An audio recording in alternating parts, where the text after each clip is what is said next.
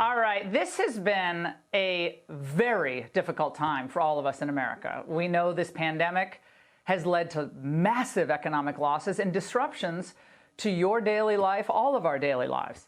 Now, we have lost more than 80 Americans now to this disease. Over 4,500 are infected, and those numbers will increase as more testing becomes available. The Dow Jones had the worst day in its history, dropping almost 3,000 points, and that's despite the Fed slashing interest rates to near zero. The phrase social distancing is now burned into our consciousness. We'll never forget that one. And most of the country is seeing schools shutter, meaning we working parents have childcare issues on top of all the other problems that we're dealing with. Parents who live paycheck to paycheck, well, they can't afford childcare.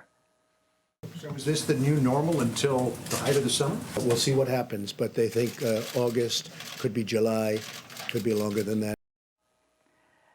Now, while the new federal guidelines about public gatherings should be abided by, of course, taken extremely seriously, we all have to take them seriously, we must not allow this to become the new normal once we reach the other side of this current crisis. We've heard that phrase new normal a lot today. Tonight, I'm saying that if we learn correct lessons from all of this, well, in the future, we both can keep our people safe and preserve our freedom, our way of life, and yes, our free market. A virus, or anything for that matter, that occurs in another country should not be allowed to collapse our economy and completely upend our way of life. The freedoms guaranteed under our Constitution cannot be gutted every time any country acts negligently or recklessly, including a country like China. Now, what if this virus or another one pops up again in the fall? Are we all going to be told to shelter in place for another long period of time, 15 days, maybe a month next time? And does that mean we're going to close public schools again, all schools? And then will we see grocery store panic buying resume? Citywide curfews, delayed elections? If this becomes the new normal after we deal with this virus, and we have to deal with this now, well, we'll cease to be the America that we know and love. There are the obvious short-term lessons like washing your hands, wiping down your bags, and no coughing in other people's faces. We should have already known that, but apparently we didn't know that, and we now know it now. But if we don't learn the right long-term lessons, well, we could just face a recurring cycle of misery and shutdowns when something happens that's really bad in another country. Here are a few of the important lessons to prevent this nightmare from happening again. This goes far beyond the get tough China policy approach of this administration. We need to move to get into a real approach to China. For 2 decades, I've been on TV and in the print media with only a handful of others, by the way, warning about the dangers of globalization to our workers, to our core industries, and our national security. Well, now our national health is on the line, too, with globalization.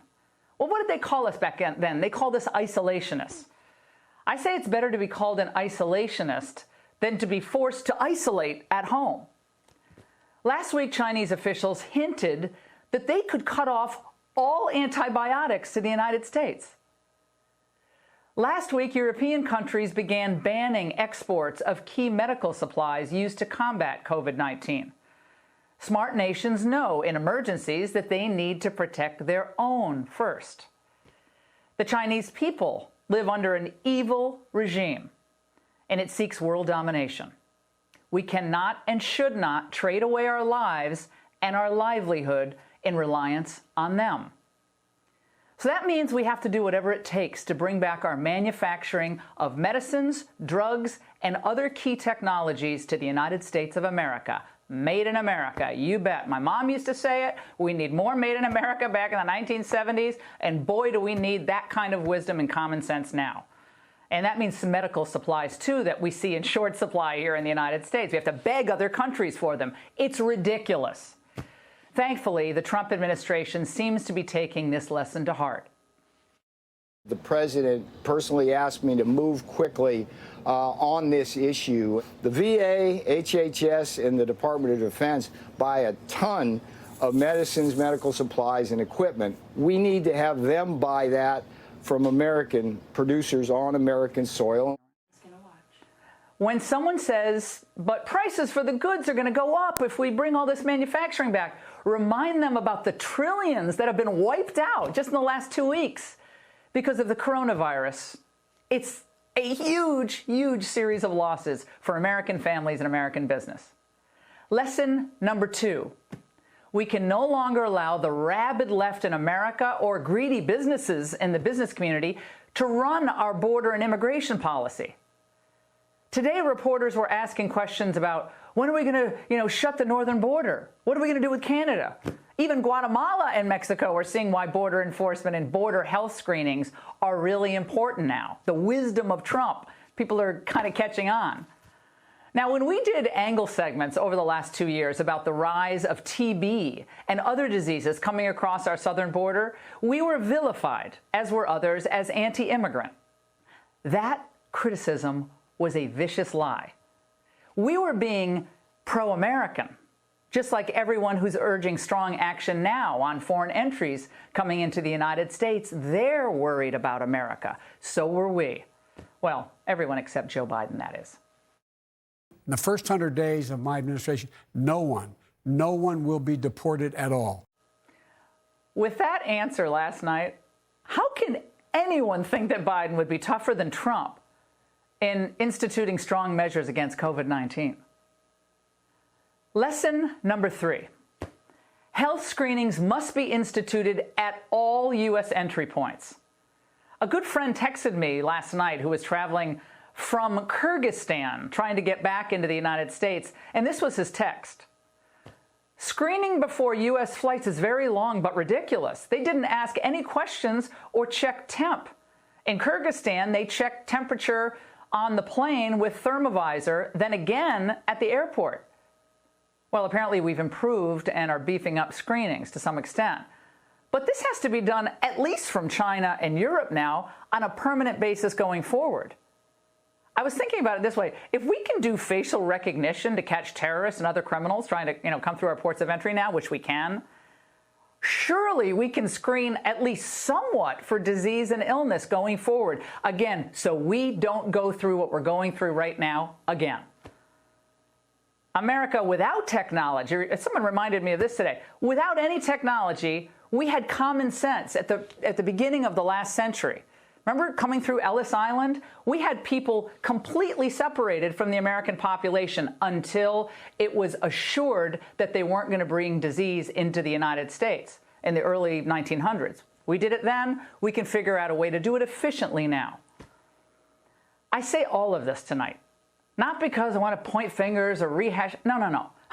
Because our freedom of assembly, our freedom of worship, our freedom of movement, of travel, none of that is going to mean anything if we have to shut down our society and destroy our economy every time another health crisis from abroad threatens to overwhelm us.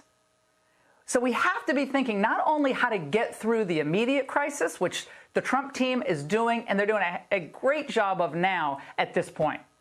We also, though, have to prevent similar emergencies, crises, challenges from hitting us and overwhelming us in the future. After Pearl Harbor, what did we do? Well, we knew we had to do something. We built up our military and our heavy manufacturing to win the war. After 9/11, we made some mistakes, for sure. We've talked about that before. But we expanded screenings at our airports, and we improved our terror database and terror tracking. And after this new battle is finally won by us, it ravages America, which it's doing right now, we'll need to implement sound and permanent policies to make sure that we don't ever have to suffer through this kind of thing again. Now, 15 days from now, we're going to be closer to warm weather. That, we hope, will do more to stem the movement of this virus. We'll be closer to widespread testing and closer to the clinical trials and what we'll find out with the vaccine testing. That's all good. And we hope that we begin to see the flattening of the infections curve. That's essential. But we also have to be making preparations. So we will be in a much better position to avoid this from ever happening again. The media, some have been enjoying this moment that has brought great inconvenience, disruption, and suffering to American workers and families, let alone all the health challenges, the deaths, and the infection rate. Because some people think it's Trump's downfall, and they're cheering that on, as they did during Mueller and all these other crises. But as you'll see later, the left doesn't have a great response here. Testing snags notwithstanding, Trump has mobilized an aggressive effort to tackle this. The Democrats' answer is usually that, well, we should just do what Europe does. Well, okay, right now Europe is closing its borders. Canada and others are closing their borders as well. And as I was telling you, even countries like Kyrgyzstan are doing thermovisor checks at airports. So it's worth remembering, when Trump shut down travel from China, remember who was out there criticizing him. Will not stop. Banning all travel from Europe or any other part of the world may slow it, but as we've seen, it will not stop it. This disease could impact every nation and any person on the planet. He was just tweeting the other day, I think it was last Thursday, that walls won't stop the border. So are we to believe that, Biden would have supported Trump's moving more aggressively against travel in January? Of course not. Yet Trump's decision likely saved thousands of lives. Anthony Fauci said it was a critical part of the decision-making. And not only that, for decades, Trump had been warning about China's impending dominance in manufacturing. The Democrats and the Chamber of Commerce GOPers, they just laughed at him. They laughed him off as a candidate, and then they dismissed Trump's America First agenda during his presidency. Well, how does that look now? Well, Donald Trump looks pretty prescient on that. We're going to get through this, and we'll get through it together. Let's make sure we learn the right lessons in the meantime. And that's the angle.